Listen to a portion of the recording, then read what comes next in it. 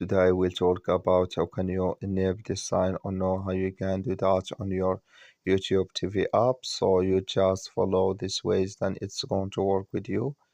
All you have to do in first, you just go here above your photo profile, click on it. So then it's going to show for you a list like this here. Then you click here on settings. You come to next step here, it's going to show for you like this. Then you go down, you just click here on sports. So then you come to this list, it's going to show for you like this. You come here to connect Yahoo Fantasy Football, click in this sign. So then you click here on connect here. Then automatically it's going to take you to connect with your Yahoo here. Just switching to open with you. So then here add your Yahoo account, then automatically it's going to enable with you. That's all you have to do. That's all. Thank you for watching. Don't forget to support us by liking, subscribe.